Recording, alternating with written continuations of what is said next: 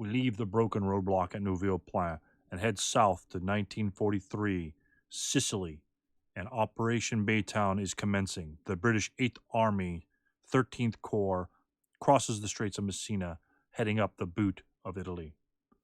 They are plagued with blown-up bridges, roadblocks, and mines which delay the force getting further inland. On the 8th, just before the main invasion, Italy surrenders, and the Germans begin defensive preparations. Beginning the 9th, Operation Slapstick and Operation Avalanche, the main invasion of Salerno by the U.S. Fifth Army begins. The next 3 days, the Allies fought to get more beach territory, the Germans defending. By 12th September, 10th Corps had taken up a strong defensive position. The green troops of the 36th Infantry Division, known as the T-Patchers, were mainly made up of Texas National Guardsmen, with a few draftees from all over. Immediately after the Salerno landings, the 1st Battalion, 142nd Infantry Regiment, was tasked with taking the hilltop village of Altavilla and the hill to the northeast beyond the village. The Texans, advancing on the village, met little resistance. The battalion commander, Lieutenant Colonel Baron, deployed his men on the slopes of Hill 424 with the battalion HQ occupying the town. Hill 424's slopes were covered in brush and rife with ravines and gullies with which the Germans opposing the T-Patchers were already well familiar, as they had spent days on its slopes in defensive positions. Using this knowledge, men of the 2nd Battalion, 15th Panzer Grenadiers began infiltrating the American positions on the hill throughout Saturday night and into the early morning of the 12th. As the sun rising, the Germans opened fire on the National Guardsmen up on the hill, artillery pounding their positions, and small arms fire seemed to come from all directions. Unable to call in artillery support, many of these Americans started to hear Gabriel's horn.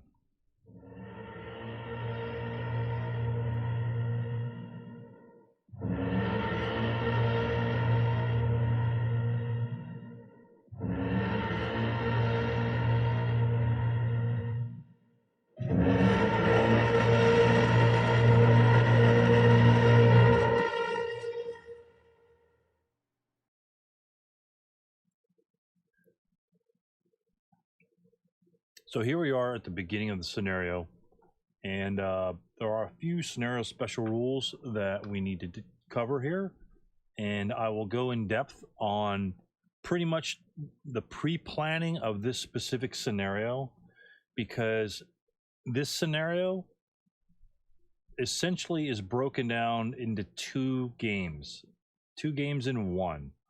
You have multiple victory conditions and limited forces that essentially have to be distributed between those two victory conditions. And each force, when split, has a limited ability in helping or otherwise reinforcing the other victory condition set. So with all that garbage being said, essentially covering the victory conditions, we need the Germans win by game end by controlling all level 3 hill hexes, which is essentially down here on this particular board, controlling more 3 hex stone buildings on board 60 than the Americans, which are going to be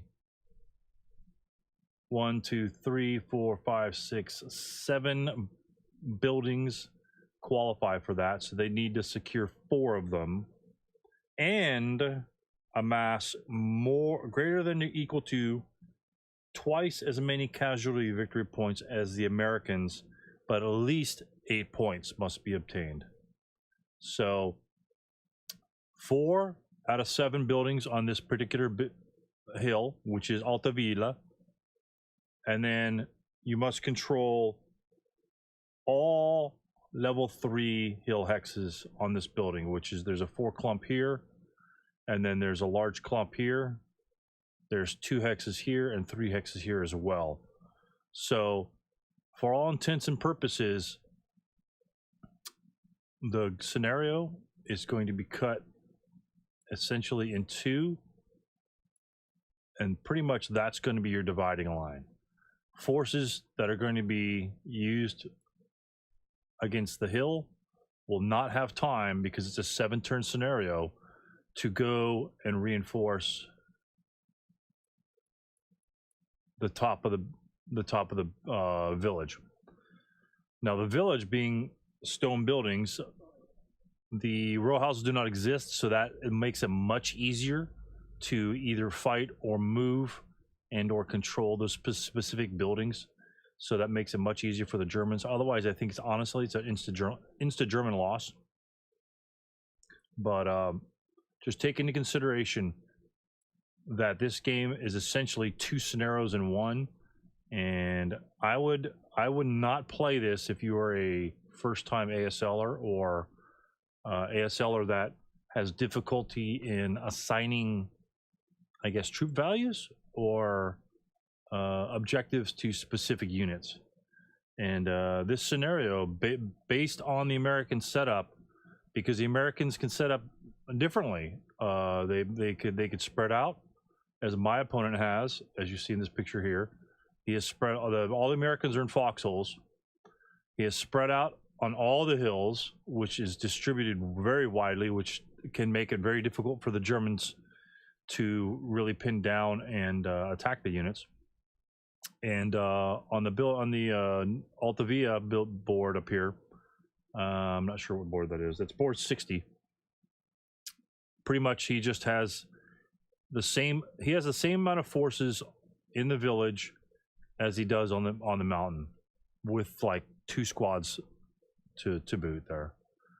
So the same amount of forces up here, same support weapons, almost the same leadership, are on both objectives.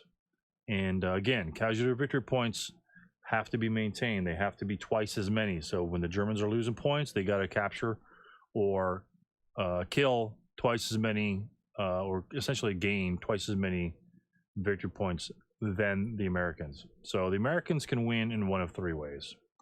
So given that, let's take a look at how the setup is based on the terrain. Obviously, so here you see lots of scenario special rule changes. We have orchards here.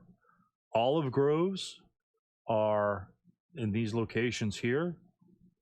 And then we have cactus patches, which looks like the big old mustard stains on the board here. They're kind of big and sprawling. But anyway, cactus patches, orchards, and olive groves.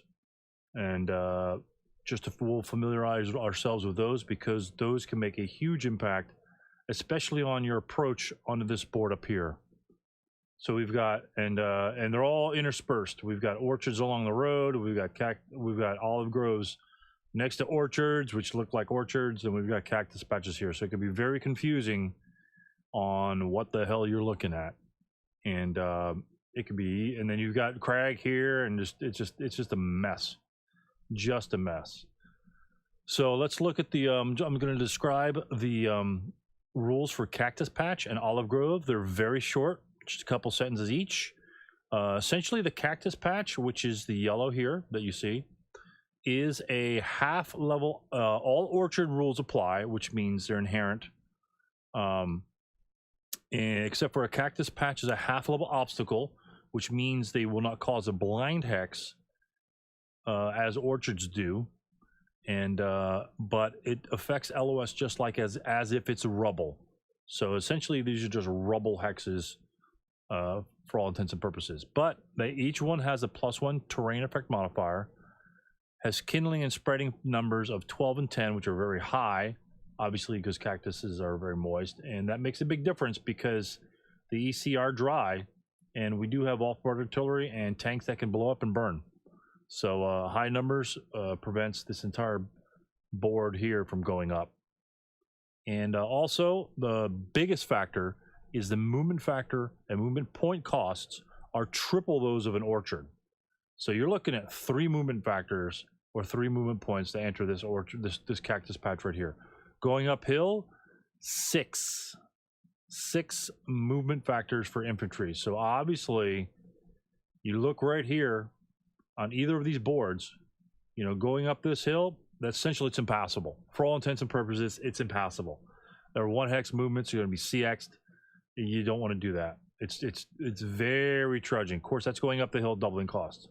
Here, obviously, you're going to be funneled through the road and up through this avenue of the olive groves, or the backside, which I've selected here. And then we'll get into that in just a moment.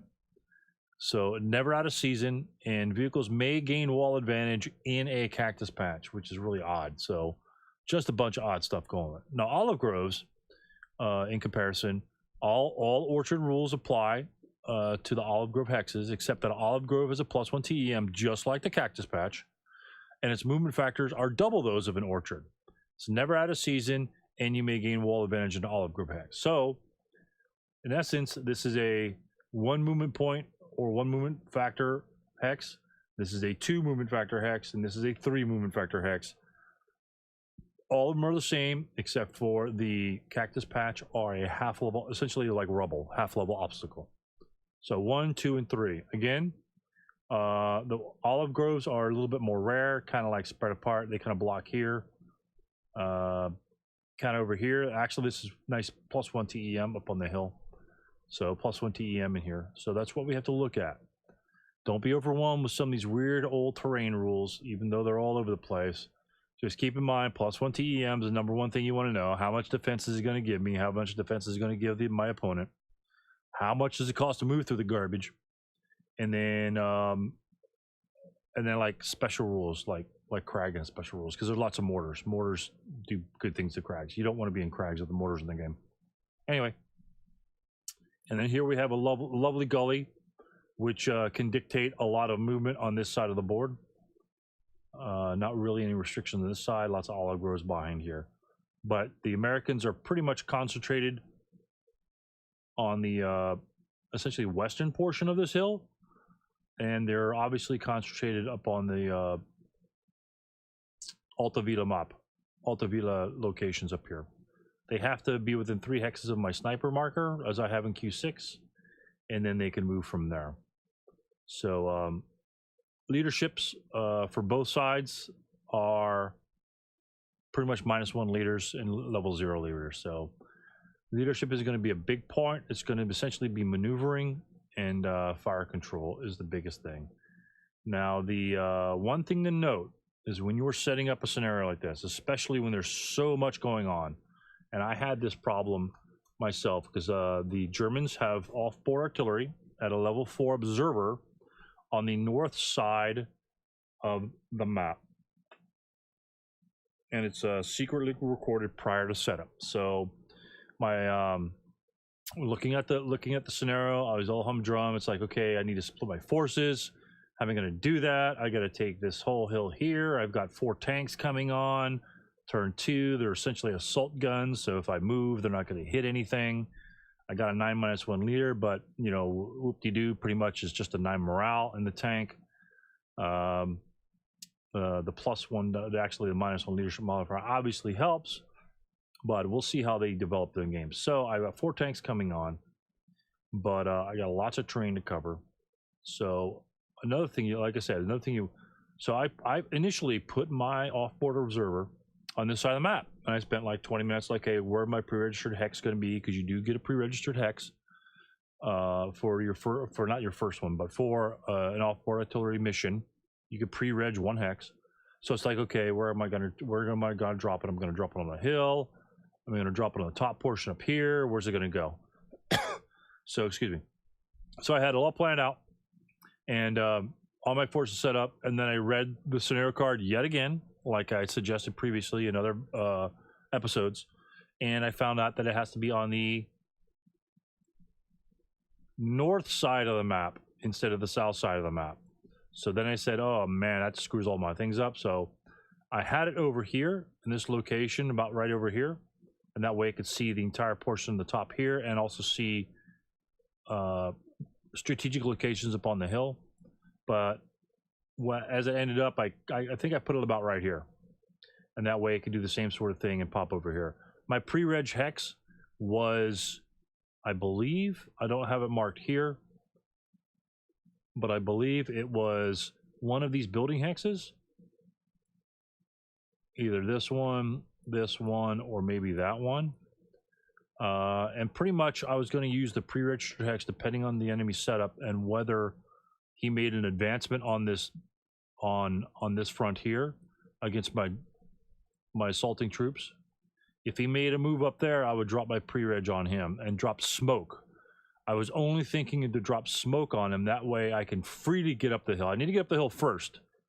Fighting him before you get up there does no good. He rots back, comes back. It takes you forever to get up the hill. You know, you've got to get up the hill or through here. You got to get up there and then you got to fight. Plus, you don't want your OBA dropping on you when you're in +1 terrain. He's in +3 terrain in case it's not accurate. So smoke was my first option, to just smoke the living daylights out of him, just so my units can advance up on the hill. And then the units down here, we'll go over. Obviously, I have concealed units. This is an old scenario, and so I don't have my password, so you don't get to see my German units. But pretty much these are my kill stacks. My 8 morale units are in here. The German starts with like 4 4.68s and 9 4.67s and a couple of half squads that are elite. I think I hammered all my 4.68 up here because they need the morale against the 6.66s of the Americans in Altavilla, and so they need to withstand that 12 firepower on potential point blank shots, or at least 12 firepower with 2 squad fire groups. So 8 morale is key and mandatory up there, whereas the Americans down here pretty much have 6 morale, and my units can break and then run away down the hill because of all the LOS blockages from the olive groves and things like that. So once they route away, they'll pretty much be free to you know, if these units here break here, they can either route to this location, that location, going to be out of LOS to almost all the units. These units on that side can obviously route down that direction, and these guys can just, I mean, they pretty much don't have anywhere to route. They just route wherever they want to, and they just probably just route back 1 hex.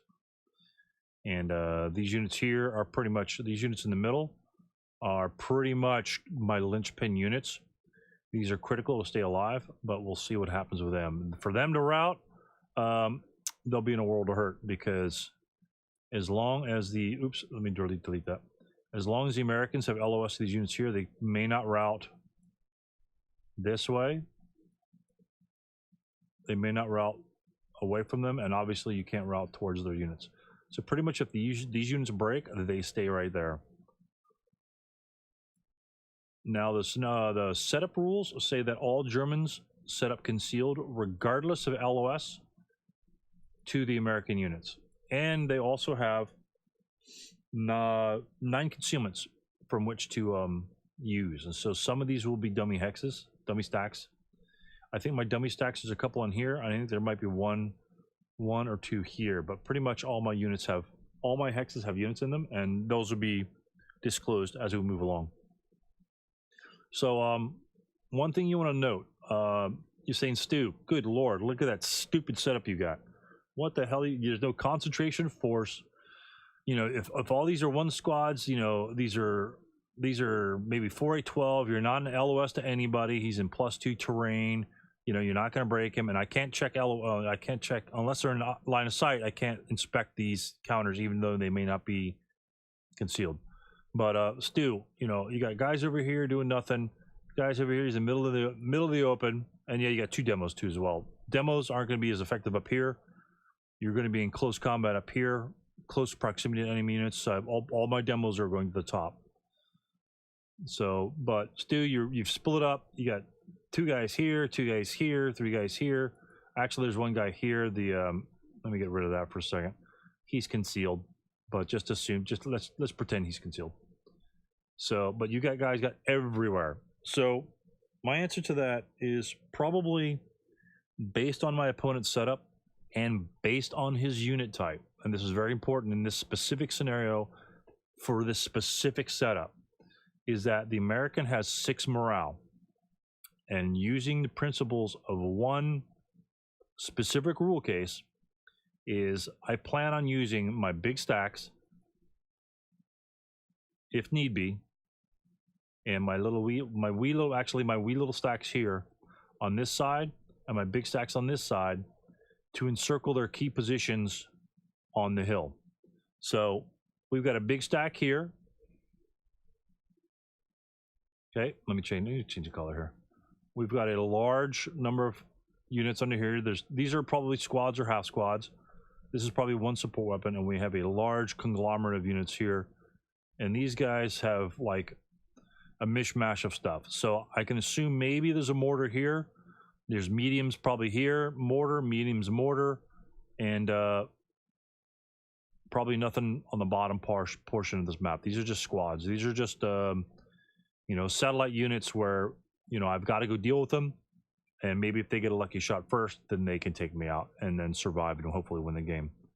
But most of his force and most of his concentration is here. Again, with the OBA, I'm going to use my OBA to concentrate on the village up here. Why? Because all my units are surrounding here. Anywhere my OBA drops, you know, oops, not that. If my OBA drops, I'll make it bigger. The 7 hex blast zone, if that thing moves 1 hex in pretty much any direction, if it moves 1 hex that way, it's going to smash my own units. It's 80 millimeter mortar, dishes out some decent damage, and I'm only going to be in +1 terrain. So I'm going to use OBA up in this area, where at least my units can be in decent terrain, +3 terrain, if they happen to get caught. And pretty much I'm going to use the OBA when I can have LOS to the blast height, just to DM units and stop their route pass. So if I can, you know, blast one portion of this map over here away. Well, remember it's a 7 hex. So if I can blast this little area right here, and if I'm fighting him from this direction, they break, and he's got a route. Let's say this unit here right in the middle's got a route. He's got to go this way instead of back into other objectives. So I'm going to essentially be using the OBA not as a primary spearhead, but as a harassing force, in terms of my enemy has to think of, okay, he's hammering with the OBA over there. Okay, great. I can't move units to reinforce. I've got to go around this way or that way. And so it's going to curtail his movement, hopefully. That's the primary usage of the OBA. And you don't have to drop OBA in the middle of the city. Okay, you don't need it here right in the middle of his forces. All you need it is on the edge. Again, like if these units want to reinforce, you just got to drop it on one of these 3 hexes, because it'll affect that entire area, you know, whether you drop it here, here, or here. Okay, so it's going to cut these guys off, and they all have to go back around. Essentially, the only building that these forces can reinforce is this one right here. That's the only third 3 hex building that's part of the victory conditions that these 3 units can then go and reinforce. Of course, you've got the buildings. Hold on. You've got the buildings they're already in, but if he sees the large force moving, he may come out of those buildings and try to engage me. So that's the point. Again, I'm spending a lot of time on unit setup and strategy on how you plan it out, because you only got 1 shot. Again, like I said, when these units move up,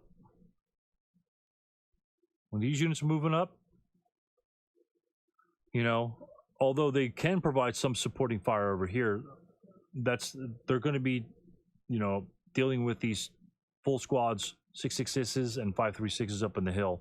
So they may not have the opportunity to fire back, but you'll see what happens there. But those guys are going to be isolated. So you have essentially equivalent forces to the Americans in terms of number of squads and number of elites, but he has higher firepower, having 6 firepower and 5 firepower. He'll beat you in close combat every single time, 3-2, and you'll be 1-2 for a squad v squad situation. And he'll have the advantage even with his green units. He's 5.46s or 5.36s, I believe, 5.36s. So even his green units has the advantage in close combat, just straight up columns. So you still have to take that into consideration. But my number one tool as the German player in this scenario, in this setup, is going to be the usage and hopefully proper execution of our friend, the encircled shot. as you notice, I've got units here, units on this side, units in the front, units behind. And Stu, why you got an 8-0 with a 248? Well, to have a proper, to be able to qualify to encircle, you have to make sure that your unit can't cower. And if you look on the chart here, okay, it actually doesn't make a difference, but actually it doesn't make a difference, I don't think. But anyway, a lot of times you'll have units with 2 firepower. Okay, so we're looking at this column here for this unit, and I'm going to fire, let's say if I'm going to fire over here, that's going to be a 2+2. So if I roll any doubles, if I roll a 4, it's going to plop me off the chart. If he doesn't have a leader, he's going to cower the 1, and a 2 will make a 1 morale check. So essentially he will be capable of inflicting at least a normal morale check, even if he cowers once. But I just put a leader with him just so I can move him into position at later on. But you have to be able to inflict at least a normal morale check on your target, taking into consideration cowering and other effects. So that can happen. This 2+2 chart is essentially going to be a linchpin of an encirclement attack that will also come from this direction. And remember, to qualify for encirclement, it has to come through opposite sides. Let's take a closer look. It has to come through opposite sides of the hex. So this hex here, if we're going to I'm going to mark it. Let's mark it here. This unit will fire, and this unit will fire, and this is going to be the target hex. So we're going to remove units. Okay. So taking the LOS from here, we're going to fire through here, and because it doesn't come along the hex spine, which is this part here, and that's specifically why I put him here, is that he doesn't lie along this hex spine, because that really screws things up for me. So his attack is going to come through this hex side. Let me mark that in black. That hex side is where his attack is coming from. Okay. And then in comparison, this unit on the bottom here, my 2 firepower unit, is coming down through this side as well. Again, I don't want to put him over here. I don't want to put him in I8. Of course, it's going to violate stacking anyway. I don't want to put him in this direction because I want to avoid that hex side. I want to hit this hex side here. So both this fire and this fire will be coming from opposite sides, and so you have to fire consecutively. You can't fire here and then fire somebody else and then fire here. You just screwed up your encirclement. So you want to fire here for your first shot or second shot, as the case may be. But you'll see the reason why I take the shot that I do. And then the other shot will come here. And the shot that you take that causes the encirclement, the penalties apply to that shot, not afterwards. So encircling the units is really critical. And again, let me pop the units back on the board. I have this 2 firepower unit just to set up the encirclement. Just to set up. I don't necessarily care for it to do anything. I just want it to set up the encirclement and then fire with my huge stack here. I think I've got like 12 or 16 or there's a bunch of stuff. This will be revealed like in the first like 2 seconds. So fire here and then fire here. Again, I'm going to do that with all the other units. And even if the case may be, I can fire from here to over here. My entire plan is using the principles of encirclement to try to drop his morale. Remember, the American morale in this game is 6.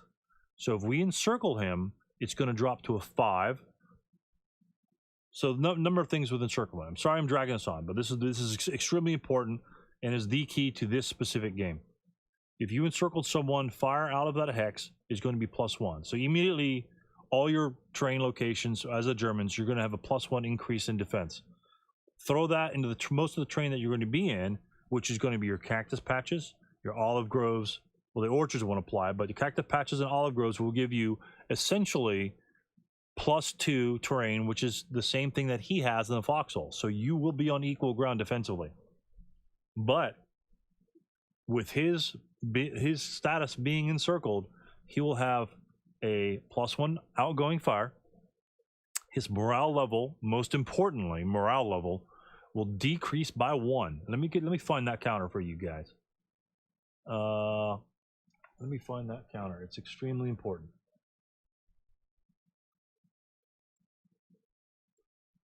Close combat. Oh, it's right here.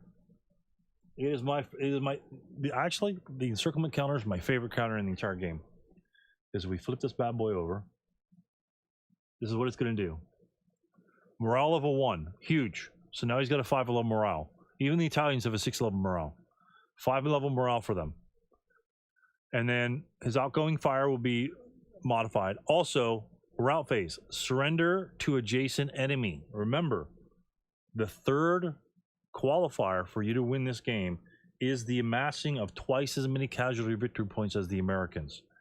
Prisoners will allow you to obtain double victory conditions, double victory point, casualty victory points, much faster than just killing them by themselves. Because he's not going to route out of his foxholes. So again, when he's in those foxholes, he's not going to route anywhere because there's death traps, right? Everyone knows they're death traps. He's not going anywhere because I'm surrounding him already. There's nowhere for him to flee. Only thing he can do is sit in those foxholes. If they break, all I have to do is move one of my little half squads next to him, and they immediately, well, not immediately, but they will surrender to adjacent enemy in the route phase. So I don't have to do anything. We don't have to worry about route pass. So can I go here? Can I go there? Can I low crawl there? You just surrender. So anybody that's going to be encircled and broken, if all I have to do is move any one of my little 237s, 457s, whatever the heck I got, leaders, doesn't matter. They will surrender to the adjacent enemy. So it's huge. And considering, well, these are not known, what you'll do is you'll drop your concealment just prior to going, for him going to route phase, and then he'll just surrender to you. That's the key. So